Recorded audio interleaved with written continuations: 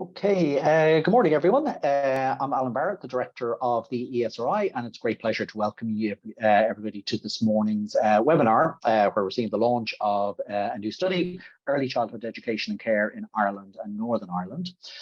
So I think you're probably all aware this is the latest study from the ESRI under our joint research programme with the Shared Island Unit in the Department of the Taoiseach. And again, some of you will be very familiar with this. I think this is about maybe possibly the sixth, seventh, or possibly even the eighth study to emerge. So generally in this research program, we're trying to do a number of things. On the one hand, we've been sort of looking at areas of potential collaboration across the island of Ireland, where it's possible that public services could be delivered in a different sort of way for the benefit of everybody on the island. And the other thing we're trying to do is to sort of look at service delivery on the island and explore questions as to what we might learn from one another. We've got this remarkably unique situation on the island where it's a relatively small population, relatively similar across so many dimensions, and yet we have two systems. And today's report is very much in that sort of latter camp, this question about what can we learn from this very, very important area of early childhood education. What can we learn from one another about how we organise it and what works best. So in a couple of moments, I'll be calling on two of the report co-authors, and they'll go through the findings. And then delighted to say Dr. Glenda Walsh from Stranmillis College will then give a response. And obviously, since we're talking about all island issues, really, really great that Glenda is joining us from Belfast this morning. So we should have a good and lively discussion. We always leave a little bit of time at the end for questions and comments. Now, it struck us over the weekend, there is such a large number of people logging on this morning. Over 200 people actually have registered to attend. The chances of getting everybody into the questions and answer session is probably limited. So with that in mind, we just sort of dreamt up a hashtag for the morning. So if people want to contribute to the discussion through Twitter, if you want to use the hashtag SIU for Shared Island Unit, ESRI for Economic and Social Research Institute. So if you want to just jot that down, it's hashtag SIU ESRI. So feel free to sort of, make your comments or, raise whatever issues through Twitter. Certainly put them through the chat function as well. And we'll do our best to get to many of them. But that's just an advance warning. It's a really positive thing that so many people have logged on. So without any sort of further commentary from me, I think it's important to get to the real business of the morning. And with that, I'm going to call on my colleague, Sarah Kirsten. I think, Sarah, you're going to kick off the discussion, followed by Helen. So over to you. So hi, everyone. Good morning. Thanks very much for joining us today.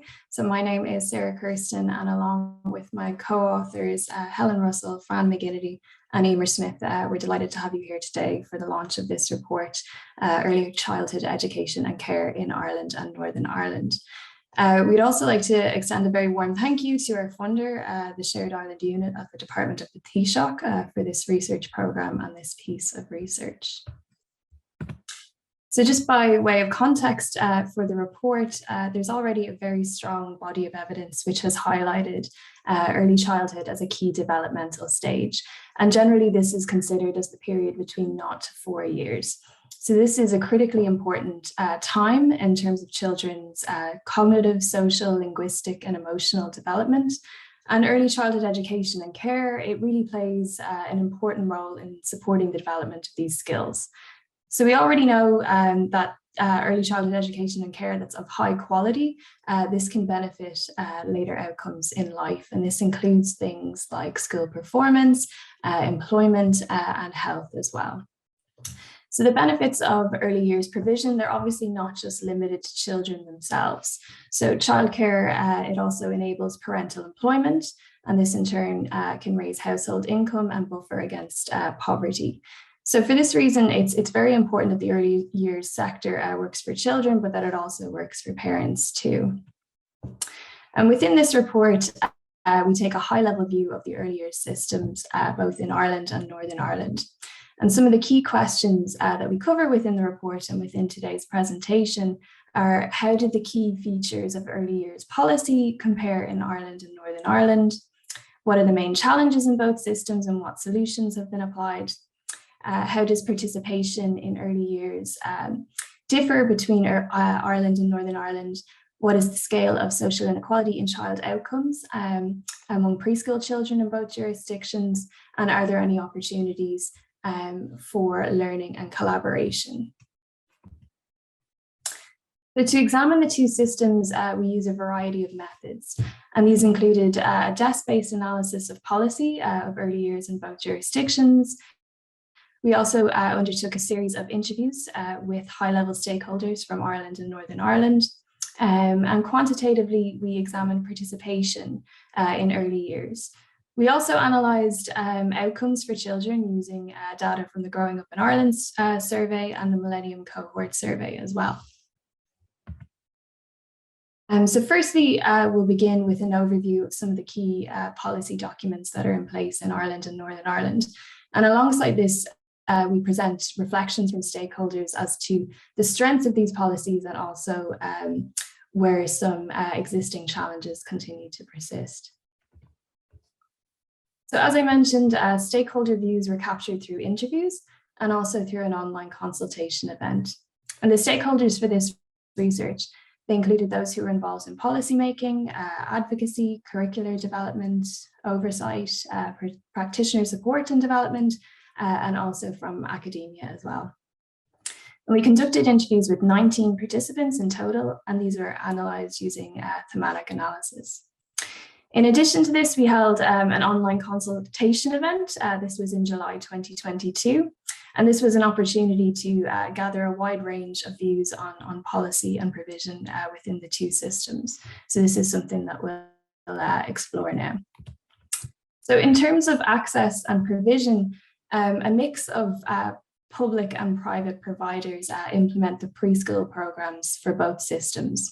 So in Northern Ireland, state nursery schools provide about 68% of preschool places, with the remainder offered through the private and voluntary sector. And then in Ireland, preschool provision is state funded, and about 74% of services are operated by the private sector and 25% by the community and voluntary sector. In terms of provision for children under 3 or infants, it's largely a market model of childcare for this group, both in Ireland and Northern Ireland. There's been expansion of the universal preschool provision in Ireland and Northern Ireland in the last decade. So 1 free preschool year is offered to children in Northern Ireland, and 2 free years are offered to children in Ireland. However, the number of hours attached to these preschool programs is quite low, with 15 hours offered in Ireland and 12.5 hours currently offered in Northern Ireland. We were talking about the expansion of universal preschool provision, and the number of hours it differs in the two jurisdictions, although there are a proportion of children who are getting longer hours in Northern Ireland as well, but that's not universal.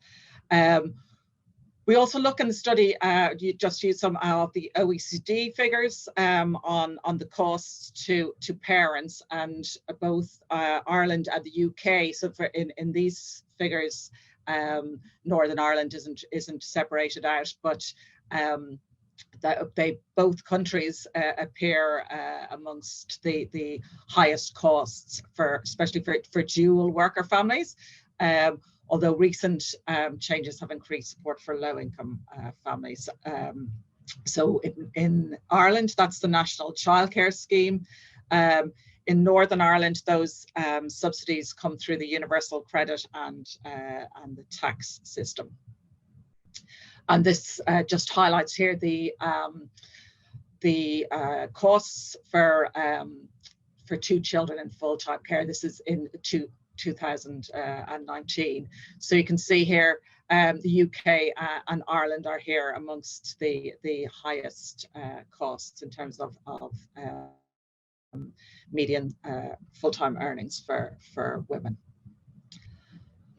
Well, that is pre a lot of the changes that have come since then. I see Sarah's back, but I don't know if you want me to continue, Sarah. Okay, just to take you through some of the common challenges that emerge across the two systems. So firstly, the issue of affordability as a barrier for low-income households. So in particular, it was mentioned that for low-income families in Northern Ireland, although the universal credit covers a high proportion of the childcare, so up to 84% here, it says. It says that the problem is it's paid retrospectively, so you're always in arrears. And at the minute, we're finding that obviously families that are claiming universal credit are finding it very difficult, particularly whenever their household bills have gone up. So that claiming back can cause problems for low-income families.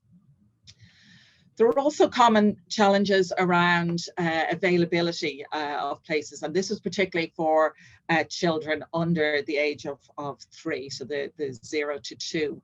And it differed though in where those gaps were. So in Ireland, the challenge seemed to be around availability in urban areas, whereas in Northern Ireland, it was in rural areas. So we can see here some of the stakeholder comments for in Ireland here that the challenge was for baby places or for children under 3 in urban areas like Dublin. There's challenges in getting a place, whereas in Northern Ireland here it says if you're in a larger town or city, there's more provision available.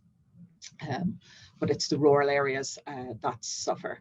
There was also issues around flexibility in provision, and that in Northern Ireland, it was noted that families are often using multiple types of care, and that meant there was transitions for the children between different types of care, which was not, that may cause difficulties. The maintaining and increasing quality of the early childcare provision is obviously a key concern for policymakers on both sides of the border. Qualifications of staff is obviously a key issue here. There's a new policy that has been introduced very recently in Ireland on the nurturing skills, and there has been quite a large upgrading of skills over the last 5 or 10 years in Ireland. There's also professional support and development initiatives in both jurisdictions in Ireland. The Better Start programme involves mentoring and professional development and coaching. And similarly in Northern Ireland, there's a system of early years for mentoring and leadership support. Another key area for quality is the system of inspections, and both systems have a dual system of inspection, so both education and then a more general compliance. So we have in Ireland the Department of Education and TUSLA's early years inspectorate. In Northern Ireland they have the Education and Training Inspectorate and the Department of Health. The systems differ in terms of the childminders, so you'll see there's a different proportion or different role, I suppose, for childminders, but also the registration is different. So in Northern Ireland, there's much higher proportion of childminders are registered and are therefore subject to regulation, whereas in Ireland, very few childminders are registered, and there are plans underfoot to bring these into the system. So there's potential learning here from the experience in Northern Ireland.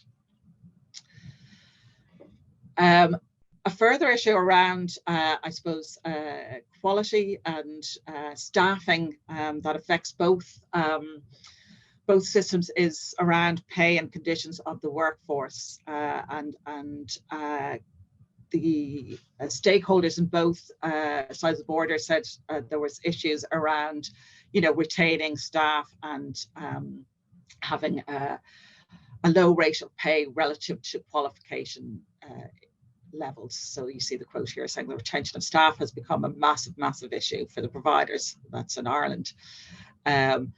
And I suppose the emphasis that if we want high quality childcare, that the qualifications of staff and their remuneration is key, and to limit turnover, because turnover in staff is not good for the children in a setting. So in Northern Ireland, we see that there's quite a difference in terms of qualifications and pay and conditions between statutory providers and providers in the voluntary or market sector. So it's kind of a split system.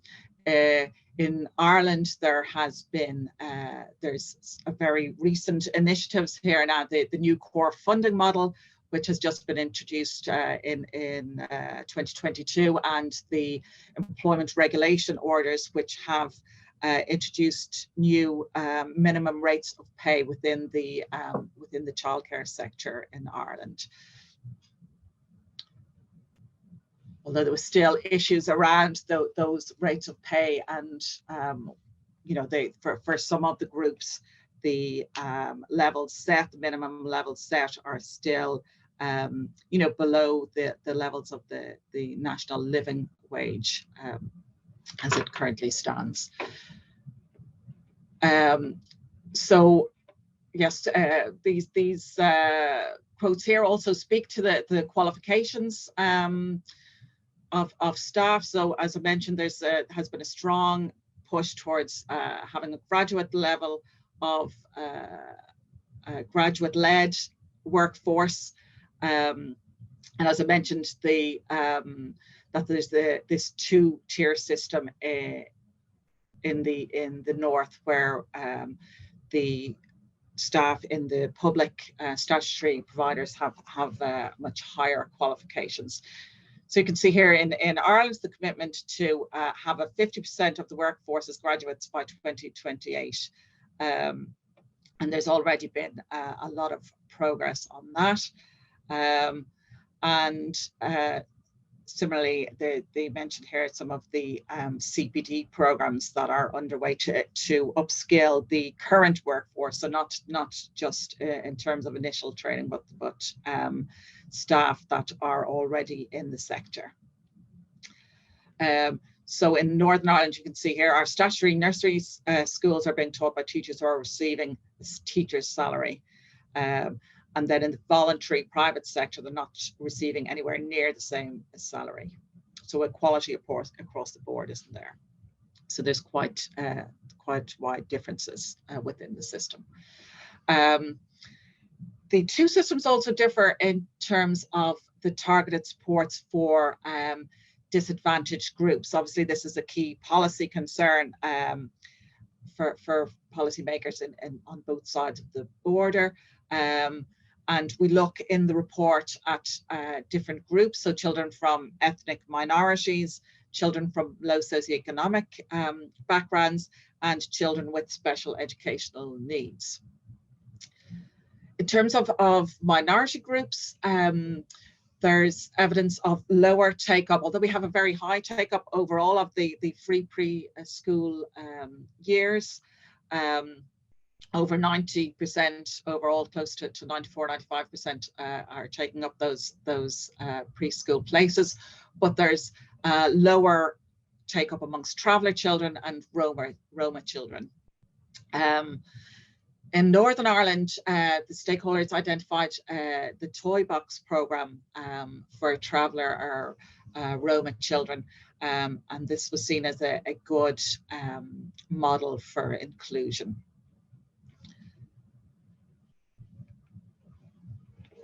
In terms of the targeted supports for children from disadvantaged socioeconomic backgrounds, Again, there's a different approach. So in Northern Ireland, there's this Sure Start model, which is targeted through area-based. It's area-based, so those from more disadvantaged areas can access this program. It's a program, as you see here, from birth to 4, working with young children and their parents. It's fully funded, well-funded and well-resourced. And I really think there's an equivalent as such in the Republic of Ireland. So that was identified by stakeholders in Ireland as well as being a good model, especially for the wraparound services that were available and the supports for parents that were available through Sure Start, though it was recognised that there is an issue, the postcode lottery issue, I suppose, for children who are disadvantaged but are living in more affluent areas. So the consideration of a Desh-style model was welcomed by early years stakeholders in Ireland, and it's something that was flagged in the first 5 strategy document. So in terms of supports for children with additional needs in Ireland, we have the access and inclusion model, which can be accessed without formal assessment of children's needs, which was seen as a positive. And this model, I suppose, was commended by stakeholders both sides of the border. So you can see here in the 2 quotes that it's won awards and it's been a real success. Yes, this issue that the child doesn't have to be diagnosed or have a statement to access this service. The only limitation, I suppose, that was mentioned, that it was attached to the ECEC program, so it's only available for children over 3 and during those hours. So moving then on to some of the empirical evidence that we have in the report. So we looked at participation in early childhood education and care, and then I'll also present some findings around child outcomes, and then some of the policy learnings and opportunities for collaboration. To measure participation in early education and childcare, we use 2 different sources. So in Northern Ireland, we use the Family Resources Survey, and in Ireland, we use the Survey of Income and Living Conditions. Now, we had to pool some years in order to get enough cases of young children, and we focus on children aged 0 to 4 who have not yet started school, so that we're comparing like with like. We focus on the main type of care based on the longest hours. So if parents are using 2 or 3 types of care, we are focusing here on the main type. The questions differ slightly in the 2 surveys. So Northern Irish respondents were asked about childcare used during the previous 7 days, whereas in Ireland, parents were asked about arrangements in a usual week. So this can lead to some differences, and it may be behind some differences between the results that we find. So say, for example, if parents were surveyed during the holidays, then that will affect what the arrangements have been in the last 7 days. For total hours, we combine all care types, so we're looking at the total across all types of care. So looking first at the main care type, you can see here at the bottom of the bars here that the proportion of families with children under 5 who don't use any type of childcare arrangement is higher in Ireland than in Northern Ireland. So 39% in Ireland aren't using any arrangements, compared to 33% in Northern Ireland. And then you can also see clearly that there's differences in the type of main care. So centre-based care is much more predominant in amongst the Irish respondents, whereas relatives and friends were much more common as a source of care in Northern Ireland. And the childminders were also played a more significant role in Ireland.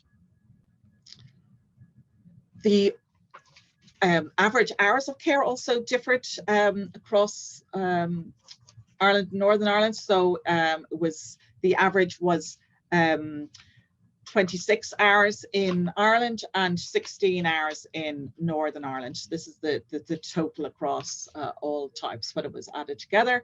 You can see that in both the longest hours of care were amongst those using childminder as their main care type. And then we can see it differs slightly here. The centre-based care option is the longest care hours in Ireland, where it's family and friends in Northern Ireland. The type of main type of childcare differs by family income in both jurisdictions. So you can see in particular the proportion who are not using any childcare is much higher for those families in the bottom income tercile, and the proportion then using centre-based care. If we look in Ireland here, the proportion using centre-based care increases with family income. You can see this pattern here in Northern Ireland as well, but also high levels of informal care amongst all income groups in Northern Ireland. So we also run some models just to try and look at the importance of these different factors and how they influence participation. And we can see in terms of using any non-parental childcare, it's very strongly associated with the age of the child, as we might expect. So having a child aged 3 to 4 years was really the strongest predictor, I suppose, overall, compared to those where the child was 0 to 2 years. And this is obviously strongly connected with that participation in the free preschool provision. Higher family income and mother's employment was also a strong predictor of any non-parental care use. Additionally, centre-based care was associated with being in the top income group. Childminders were linked to full-time employment in particular, and using family or drawing on family and friends as the source of care was more common amongst lone parent families in both jurisdictions. So to move on briefly very briefly to some of the outcomes, child outcomes that we look at in the report. So for this, we draw on the Millennium Cohort study in Northern Ireland and the Growing Up in Ireland study in Ireland. And these collect the same information from children at age 5 in both places, but I just would draw your attention to the fact that they're collected at different time periods. So the MCS, the age 5 wave was in 2006. Sorry, I think you can't read this footnote here because it's blocked. And in Ireland, it was collected in 2013. So just to bear that in mind. But the same questions were asked in both surveys in the same measures. So looking at teacher rated skills. So this information was collected from the primary school teachers, and they were asked to rank the study child on these skills on a scale from 0 to 9. So you can see for disposition to school, this is sort of attitudes to school, there was no difference. In terms of the language and linking sounds and letters, the teachers in Ireland were rating the skills as higher in Ireland compared to Northern Ireland. The reading, there was a small difference, but this was only significant at the 10% level. And then we see the children's skills with numbers, it was higher in Northern Ireland. Again, this is only significant at the 10% level. There was also direct tests of vocabulary amongst children that were collected on both surveys, and there was no significant difference there in the scores of children in Northern Ireland and Ireland at either 5 or 3. What we do see in both systems is that quite clearly is that children start primary school with different skills and competencies depending on their family background.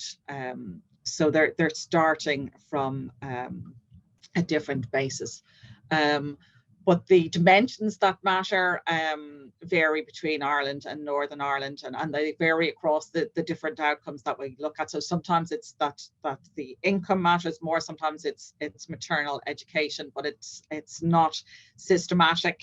It doesn't vary systematically across the two systems, or it also varies with the outcome.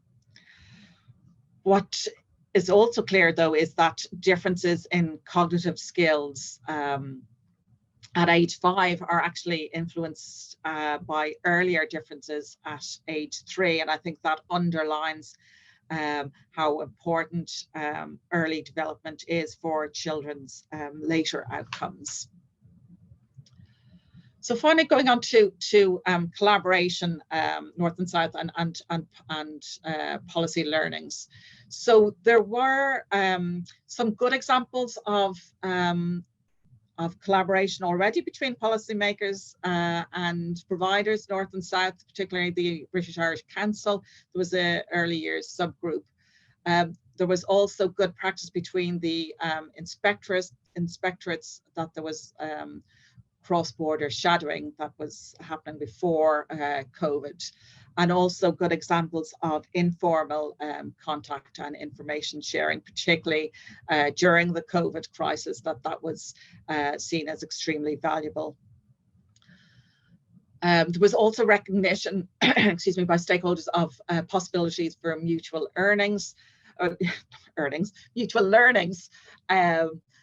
So in particular, there was a focus there on the wide range of policy development that has occurred in Ireland in recent years, and the scale of that development, and the stakeholder here is saying that was actually something that could be learned from in Northern Ireland, and also a recognition that both systems are facing very similar challenges that they could learn from collaboration. So finally, then just in terms of those policy learnings and some of the things that we highlight in the report. So one is the need to collect more harmonized data. So if we are interested in collaboration comparison, we need to have more of this data, the information. As I say, shared challenges, there are shared challenges around affordability, quality, pay, and then around inequalities in child development, which are joint concerns. And the learning opportunities that were particularly highlighted, I suppose, were, for example, the inclusion of childminders within the excuse me, within the formal registration system in Northern Ireland. That provides a model for us here in Ireland. The Sure Start wraparound services that I mentioned earlier, that they were seen as again a good model to learn from. The inclusion of children under 3 in the curriculum in Ireland, and was seen as a positive, because that doesn't apply in Northern Ireland. And also, as I mentioned, the AIM programme and some of the qualifications increases. I think in both jurisdictions we see that there's scope to further increase the spending on early years in line with other wealthy European countries, and particularly to address the cost for middle income households. And we know that there's obviously new new policies underway here in Ireland, which we haven't seen the impact of yet. And finally, just to I suppose to emphasise that investment in high quality early childcare education and care is important for addressing disadvantage and child poverty. So thank you very much. I'm going to hand over. Thanks, Helen. Sorry, we went on a bit too long because I hadn't practiced. Don't worry, you were thrown into that horrible situation of having to anyway jump in unexpectedly. So Sarah, sorry we missed you there for a bit, but maybe we'll get you back in on the questions and answer session. But well done to Helen anyway for covering all that material. Now, as I said earlier on, it's a great pleasure to welcome Glenda Walsh to the webinar. So Glenda, I did say at the outset it was great to have a perspective from Northern Ireland, but of course, even if we were just talking about this issue within a single jurisdiction, it would be great to have your insights, given your expertise in this area. So you're extremely welcome to the ESRI, albeit online, and we'll look forward to your comments. Okay, hello everyone. Delighted to be with you and delighted to have been invited to give my response to what is a fabulous piece of work. As Alan says, my name is Glenda Walsh. I'm head of early years and assistant director of the Centre for Research and Educational Underachievement up in Stranmillis University College, Belfast. So once again, delighted to be with you. First and foremostly, I would like to say a huge congratulations to the team. What a mammoth piece of work and what fascinating findings. Well done all. And I would like to congratulate them with regards to 4 main areas in particular. First and foremostly, how innovative the piece of work is. It's quite a little bit of time since we've had a piece of work that looked at the whole island of Ireland with a focus on early childhood care and education. And again, as I've said already, such wonderful findings that have come to the fore, findings at a child level, at a setting level, but also at a sector level. I also think that the piece of work is highly balanced in perspective, right from the outset where the aims have been concerned, also in terms of the data collection, quantitative and qualitative work, and then of course the key messages themselves. Again, it's not all about the Republic of Ireland, it's not all about Northern Ireland, it's an equal balance there, highlighting the key strengths in both contexts, but also those areas that need to be developed. Also, it's rigorous and robust, strong mixed method study. It draws on very recent and relevant evidence, and the data analysis itself is highly thought in perspective. And last but not least, it's forward thinking. It does highlight those key messages that we can all learn from in terms of practice, but also in terms of policy as well, and identifying those opportunities for shared collaboration. I'm one that has been around for quite a little bit of time in the field of early years, and I was lucky enough to have enjoyed some wonderful collaboration, both north and south, in the early days of early years education. But for some reason, that hasn't been as strong as what it once was. And it would be great to get that shared collaboration up and running again, because we have so much to learn from each other. But there are 4 key areas that have really come to my attention and have stood out in terms of reading this report. First and foremostly, investment, or might I say lack of investment in early childhood education and care, the whole area of tackling educational disadvantage, the focus on the quality of the experience itself, and last but not least, those transitions in terms of the horizontal transitions that any child is expected to make in any given day. And then, of course, something that I'm particularly interested in, those vertical transitions in terms of moving from early childhood education and care and then on to primary education itself. So investment of or lack of adequate investment in early childhood education and care. So stark findings here in terms of Ireland being placed 5th lowest amongst the EU countries. and the UK 9th lowest in perspective. Now, I appreciate that some of these findings predate some of the excellent work and the progress that's being made in this field, but I would have to ask ourselves, what does this say in terms of how much we value young children in the 21st century across the island of Ireland?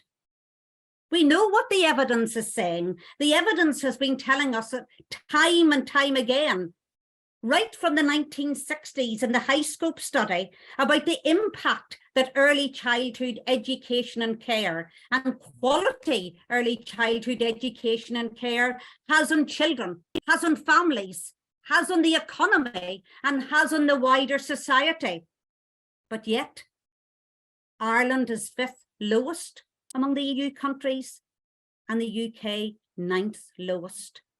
Also, after taking into account any childcare subsidies or tax credits families may be eligible for, typical net childcare costs in the UK are around 29% of average earnings in 2021 and 31% of average earnings in Ireland for an equivalent couple. So again, I would say, what does this say about how much we value young children and their families in the 21st century?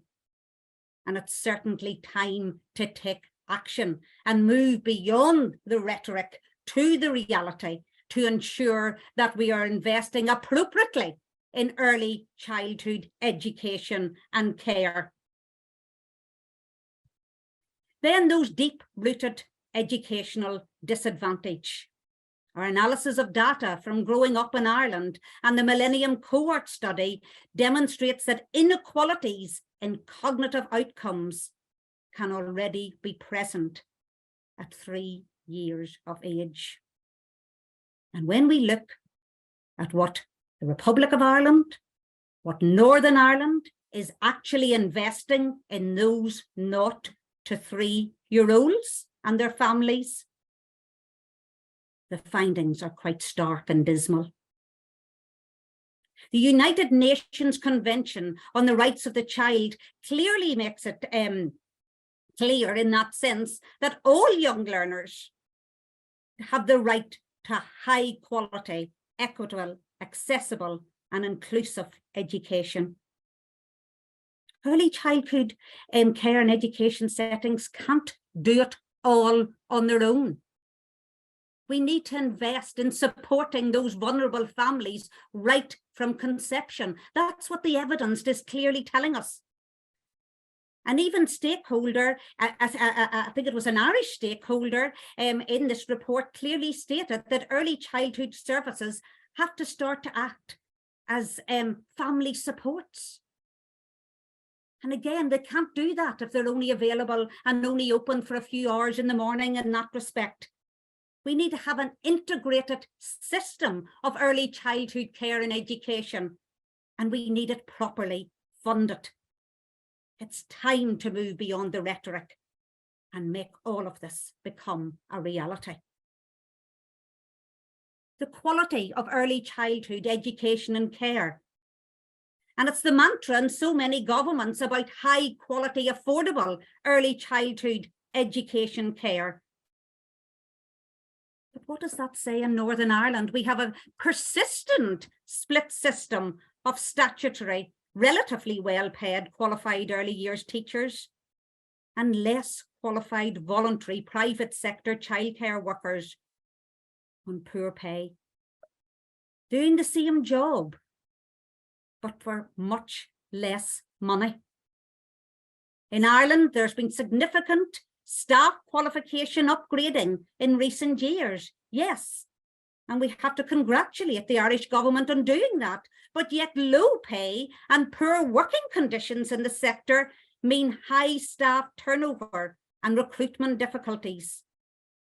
High turnover impacts negatively on consistency of care for children and also presents challenges to employers and service managers.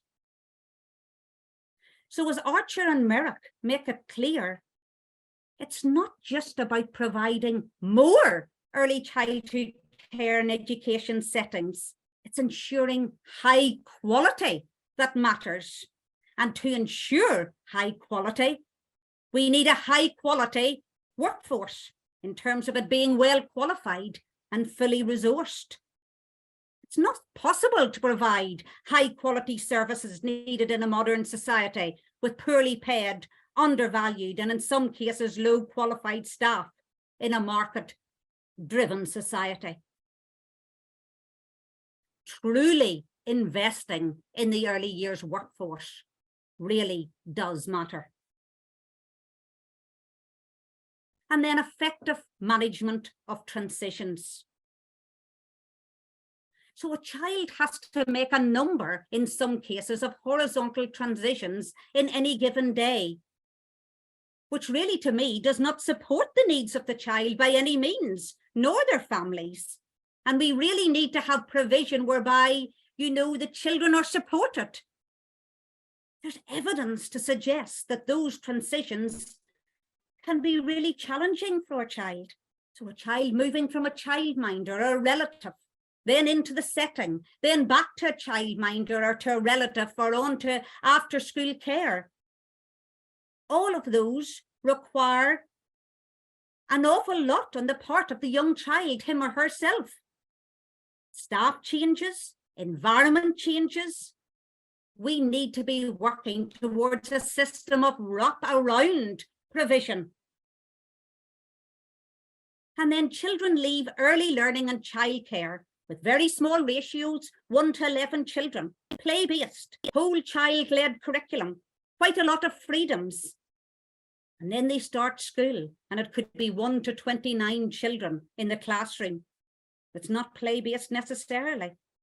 And there's a different pedagogical approach. So I mean, that is quite a challenge for children. It's quite a difference, said an Irish stakeholder.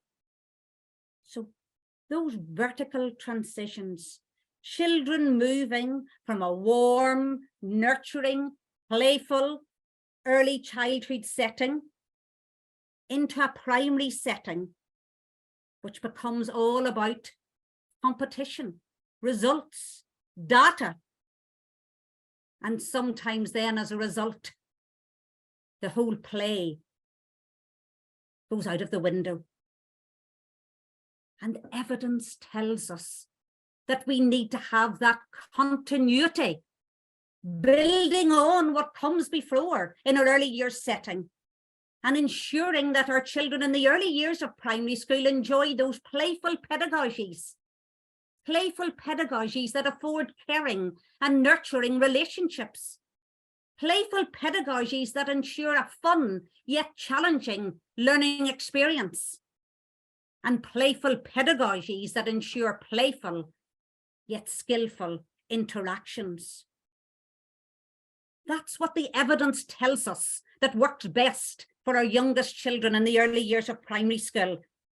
It's not about a didactic process that's all about literacy and numeracy and sitting at seats and remaining sedentary for the most part of the day. Again, if we continue to ignore the power of play and practice in the early years of primary school, we're certainly doing it at our peril. So last but not least, in terms of my concluding comments, our own Northern Ireland executive stated there are few things more important for a country than improving the well-being and life chances of its children and young people.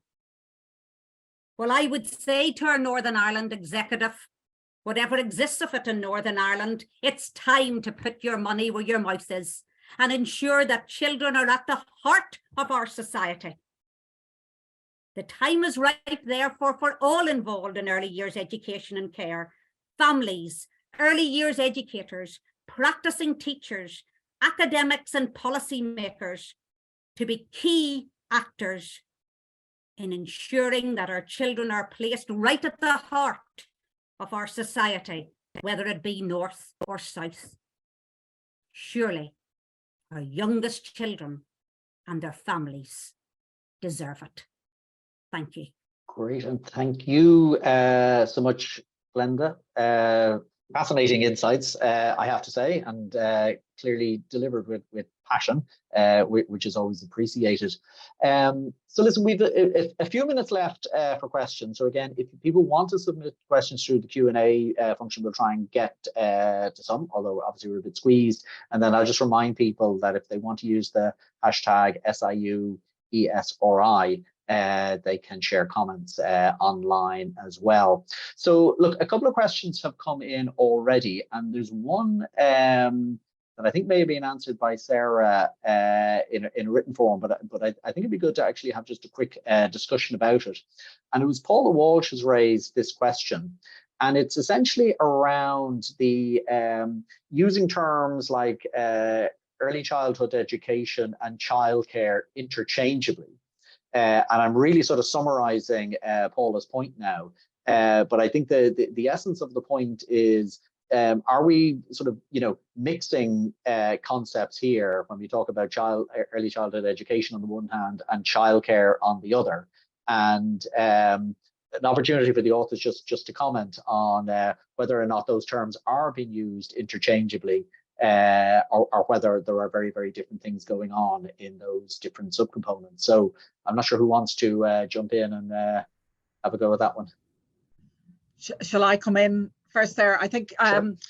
Where we've used childcare is mainly in relation to parents' reports. So when we survey the parents, well, not we personally, but when in those surveys of parents, they're asked about childcare arrangements, and they're asked about, not just the more formal types of arrangements, but also very informal, like family and friends. And I think probably the language used there in those surveys is so that people will think, I think maybe amongst the general public, that if we say education, early childhood education and care, that they're thinking of probably of the more formal. So where we've described those results, we're using the childcare terminology. But obviously all of these, and I think this is particularly why the early education is used, is because, all of those settings, children are learning a huge amount, and that's a key focus in terms of, especially of quality, that learning experience is there. I don't know if Emer wants to say a bit more on that. And just before you come in, Emer, just to say again, Paula Walsh sort of followed up another point. It's important to know if we're looking at the quality of ECE for children or the quality of childcare for workforce activation. So again, I mean, it's that sort of same sort of notion about yes. These areas of activity, and I guess the sort of the fundamental objective. Yes, and there's multiple objectives, I suppose, of early childhood education care as a broad policy, and actually, for parents, that facilitating employment is actually a really important element of it. So I think that we can't ignore that part of the policy as well. And Emer, did you want to come in at all? Just to say, there is a lot of different terminology going on, but it's important not to kind of posit children's quality for children and quality for parents as opposed. As Helen said, like early provision for young children from disadvantaged backgrounds can also facilitate exit from poverty for the families. But largely when we're talking about quality, we're mostly talking about the quality of provision for the children. So qualifications to be able to better support children's development and so on. Okay, thanks for that. And by the way, Glenda, you should feel free to jump in at any time if you want. Another question from Josephina Haberl, and it's not unrelated. So the question: have any cognitive and non-cognitive skill differences been found between types of childcare? Emer? It's a great question. The interesting point is both of the cohorts we looked at from Growing Up in Ireland and the Millennium Cohort study, the vast majority of those children had taken part in the ECE scheme in the south or the preschool programme in the north. So they all had some exposure. So we could really only then separate out the earlier exposure, so what was happening at 9 months and 3 years of age. And we actually see very, very modest differences. Some differences around language skills for centre-based care and sometimes for relative care. But those differences differences are much, much smaller than the impact of family background or, parents reading to their children. And really, a limitation is we can't tap into care quality in these studies because you would need a lot more observational data around the centres, around what's happening in kind of relatives' homes to tap into that. But it's interesting that we aren't seeing those big differences. Okay, and Fran, you want to come in too? Yes, just to add to that point, so those observations are from as Helen pointed out in the presentation, 2013 and 2006. So we definitely want to leave the option open that the possibility open that has changed since then. But I'd like to pick up on a point that Glenda made as well in terms of supporting parents through childcare centres, that's also a way of helping parents to facilitate their children's learning through these centres, because reading to children and those kind of activities are so important for children's development at this. Right. Thanks for that, Fran. Maybe we can just take one more question from Jason Bunting. So what expectations are there that the recent policy developments in the South and the introduction of Together for Better in particular will make a significant difference to the challenges outlined? And what can the North, and say Northern Ireland, learn from these developments? So reflections on Together for Better. Have people thought about it? Or I guess it's just the broader question of policy development in the Republic in this area. I mean, are there positives to be drawn, and are there lessons from Northern Ireland? So anybody willing to take it? Sure, I'll go in. Well done. Thanks, Sarah. I guess for part of Together for Better, I suppose, is the continuation of supports for the AIM programme and also the NCS, the National Childcare Scheme. So obviously it's great to see that those will be continued and well funded. And I think that those will go a long way towards helping families. In addition, it's also part of this is the core funding model, and that's introducing the fee freeze as well. So fees won't increase on what families were paying last year, so that'll be helpful. And then also the employment regulatory order, which is attached to the developments under core funding. So hopefully that will go some way to improving pay and conditions for staff in the sector as well. Okay, thanks for that, Sarah. Just to come, it's one last global question, and it was kind of prompted, Glenda, by your remarks, more a reminder. So I'll put it to you, and then the ESRI colleagues might want to come in. Every discussion around sort of childcare and quality childcare / child education always comes back to this point that, and this is the economist in me talking, in terms of public investment, this is about the best thing you can possibly do with public money. Okay, study after study seems to say that better early childhood education just seems to make such a difference to the kids, and that the long run effects of this, especially if sort of nurtured on an ongoing basis, are really considerable. So you kind of, talked about this at the end about, the Northern Ireland Executive, their comments on this, topic and everything like that. So why is such a no-brainer? Does it not happen to a greater extent? So some development, but probably more to happen. So I'm just curious to your reflections on that, North or South. Well, I would say from a northern perspective, and I can speak, probably more about that in that respect.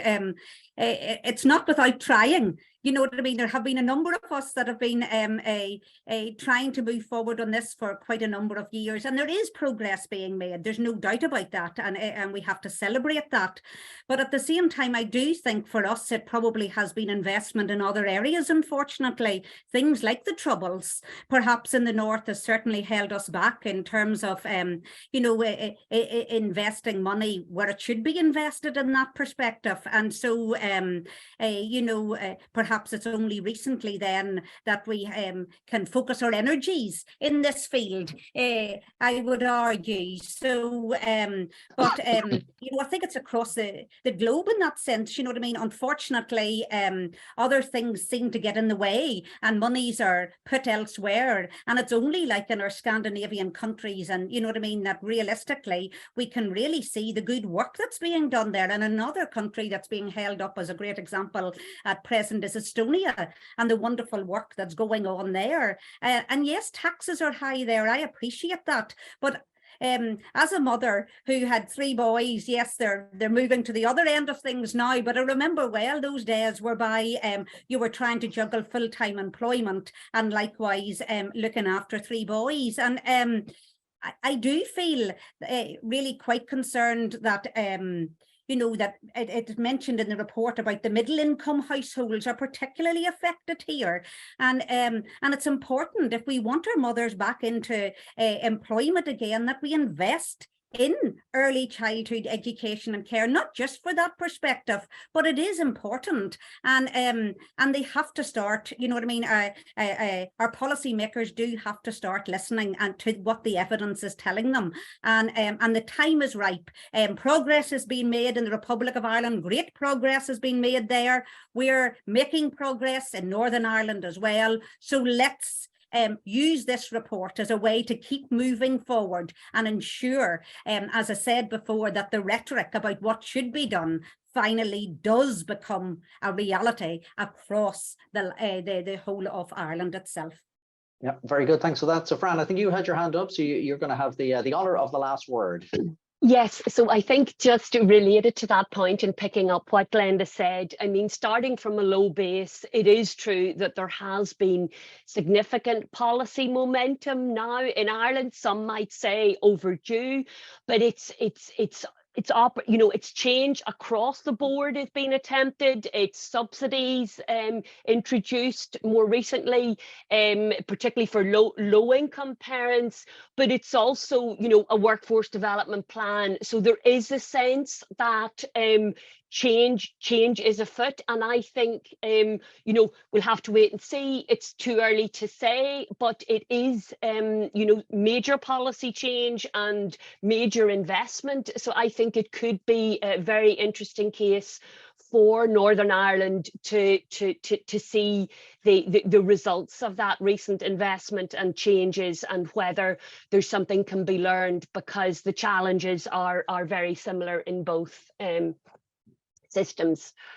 You know, it's challenging, Alan, so I don't think necessarily that everything will be easy or you know, solved overnight, but there's definitely a lot of policy momentum there. Yeah, no, I think you're absolutely right. No, we've got credit where it's due. There is a lot of momentum, but I suppose a lot of analysis and evaluation that to be done in the coming years as well, to see how it all works out. Okay, look, unfortunately, I have to draw things to a close, but it's been a very engaging session. So, congratulations, my colleague Helen Russell, Emer Smith, Sarah Kirsten, and Fran McGinnity for writing the report and for doing the presentation today. It's been fascinating. Thanks again, Glenda, for your contribution. Thanks as always to the Shared Island Unit for engaging with us in this work and making sure that the body of research is now building up actually quite considerably. And I think we are learning an awful lot more about these issues on an all Ireland basis. So thanks as ever to everybody who logged on this morning. And with that, wish you all a very good day. Talk soon. Bye-bye.